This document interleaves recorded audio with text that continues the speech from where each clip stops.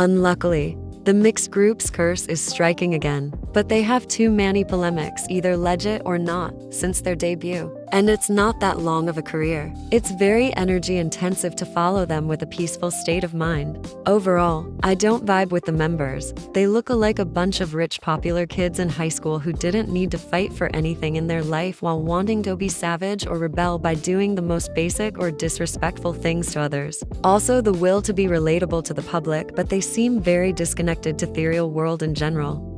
More artistically speaking, they don't feel cohesive as a group. I have the feeling to watch a bunch of soloists who are in a competition with each other for who is getting the most spotlight. It's pretty messy and overwhelming to watch. Of course, Tarzan pisses me off so bad. The wannabe black man, who I genuinely thought was mixed as well as some of my surroundings. That's why it's that big of a deal. His clothes, his hair, his attitude, his accent, he caricatures a whole culture. It's not admiration, it's a parody. He's praised for things black people get discriminated or hated crimes too. He is shirting entire populations, and mind you, he never apologizes and still goes on. The culture he parodies is soaked in political aspects. He reinforces racial stereotypes to be seen cool or edgy. He just looks like a teen who wants to piss his parents off by doing middle fingers. The K-pop industry is full of nepotism or privileges, depends of degrees. Of course, but Annie is another level. But it isn't very the problem. She doesn't seem grateful at all for being here or wanting to prove her place independently of her wealth. Looks like she just likes fame and power. I also feel Annie has a huge hold on other members for their career. Typical th day song moment, every member looked at her like she bought it. They did well with their songs, but winning the most prestigious prize for 3 songs when some people only know them for their scandals. It feels a bit off. They definitely have the rightest ideals behind closed doors. It can also be out of context, but Youngseo doesn't seem to fit. She seems really uncomfortable and persecuted. If you know me, you see them coming. They're just a bunch of bullies and fatphobic men towards Sunu, who isn't fat at all. Even if he was, their jokes are very violent and Sunu never seems to find it funny. The ascendancy, the fear, the public image, everything comes to play in these situations, and in McKnowledge, you're not Sunyo to decide he isn't hurt by their words. Either it was 2 years ago or today. The facts are here and they never apologize. They did it in their debut years and did it again recently. So no, they didn't learn. They weren't too young to understand. Yes, it's another culture, but nothing stopped them to apologize or question themselves. Especially Jay or Nikki. That's not the kind of person I would follow. They give me major bad vibes in general. I bet they're the kind of boys who think it's funny to mistreat a girl or being bullies towards queer people, for example. I wouldn't be surprised to discover their masculinist or other bullshit's behaviors. They seem very awkward as all when their survival show was so toxic and competitive. Also, their fandom is very toxic. They were homophobic towards Sunu for gender stereotypes. The fans always bring Enhypen everywhere to take down other groups even if they aren't concerned. Plus, they just defend bullies like their lives are a trick without putting in question their idols for their prejudicial behaviors.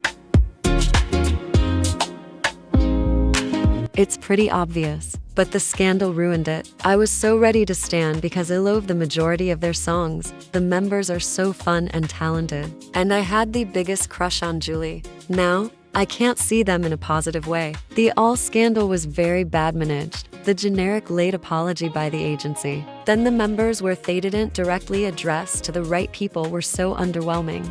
The fact Julie did a live, it was cool, but nothing more. Everything was very evasive and thrown under the carpet. It wasn't the worst racist scandal, but it's still pretty bad. They were totally aware this was stereotypical and offensive. As 2 members lived abroad and knew about racial discriminations, Belle literally told fans not to leave the fandom after the live stream. Also, they had so many different ways to represent 90s hip-hop, which Julia's passionate about without being disrespectful. They caricatured a whole culture to be funny, which is already mocked on a daily and reinforced racist ideals. Plus, Julie already told the N-word, so where is the growth and the education after all of this? It may be placebo, but their songs seem to regress after this scandal. I stan them in my first years as a K-popie, but it's been a while that I lost interest in general. I listen some groups or solo songs, but I unstan them. I really love a Doonhyuk or Yesung or Henry Lau as a soloist. They have too many scandals individually to list all of them, and it's always grave. I'm not talking about a bad joke or ignorance. I'm talking about sexism, sexual assault, fatphobia, transphobia, homophobia, cultural appropriation or racism towards Black, Indian, or Arabic people. It's always mid-ass generic apology, no deconstruction, no growth. And same thing again the next month. I agree, some scandals are very old, but many are still recurrent today. Especially Shindong or Suin, who never took accountability. Also, Suin did or told things on purpose at the sake of his religion or his age. Not every member is a piece of shit, but it's too overwhelming to know which member is garbage, which one is in the hot seat or which one is clean. They feel like a bunch of boomers uncles at a family dinner who don't want to live with their time. Except older songs, I'm not particularly interested in their discography or their personalities in general. Plus, their fandom has to be toxic to defend these kind of mean as their own dad. As it happens, I would like to listen or stan some of these groups because I like some songs or members seem fun. But unluckily, I boycott HYBE labels. I put my ideals before K-pop to support Palestine. If you don't know, many shareholders work in HYBE labels, so some receipts go to Israel and finance their genocidal politics, without taking collaborations with Zionist labels or artists into account. Not for every group, but I also disagree with what HYBE is doing to the K-pop industry. For example, short-length musics, full English lyrics, generic concepts, TikTok choreographies, visuals, or dancers without decent vocals. I prefer give strength to less-known groups with more consistent concepts or discographies and more unique personalities. Maybe the second group I stand after Big Bang, so it's been a while. Since 2017, I was an ARMY but I completely lost interest in them after Fake Love. I don't like their English releases and everything which came after was very bland and generic. Of course, the HYBE boycott didn't help to keep me interested. Then the military services, plus their solo careers, I don't especially like. Some V's or RM's songs seem cool, but I didn't listen to them. Since 2018, I think many other groups were more unique, authentic, or fun to stan in general. Concerning the members, I don't think they're appealing anymore. They wear figures of engagement, but now, they're just other rich stars who are completely disconnected to real world's problematics. From peace speech in ONU to collaborate with Zionist pro-genocide individuals. And once again, the fandom is unbearable. Just a bunch of hypocritical people who didn't take accountability their actions and BTS's ones. They defend members' faults to take down other idols who did the same or less worse than them. Everything should be around them, even if they're not concerned or relevant. As like they created K-pop.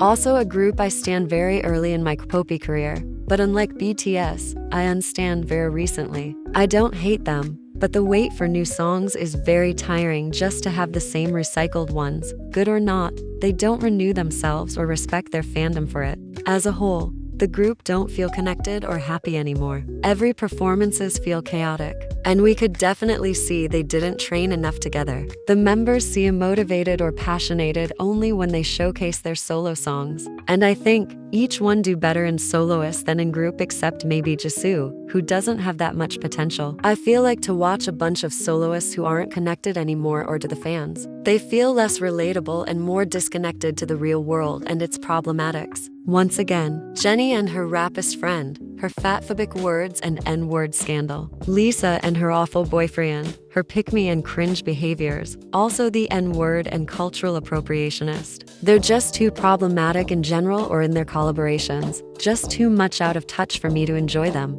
I don't hate Jisoo, but she never clicks for me. I listen some of her solo songs and she's less problematic, of course. Rose is the only one I like, especially her solo career. While talking about solo careers, I could like some Jennie's songs, but I don't want to support her. And her songs are very overplayed. Lisa thinks she's savage or a Wattpad girl, but she's as cringe as possible and her songs are terrible. To conclude, I think they're much more interesting groups as a all who didn't seem bored on stages with more endearing personalities and truly talented. And of course, the fandom is one of the worst ever. They're also unbearable, disrespectful between them, towards other groups or their fans. Every scandal is dumber than the last one, as Blackpink created absolutely everything in this world. The worst thing is that Blinks are full of solo stans and compete between each member to see which one is better. Just call me at drinks, coffee, drinks, coffee, drinks, or coffee. Just call me, yeah.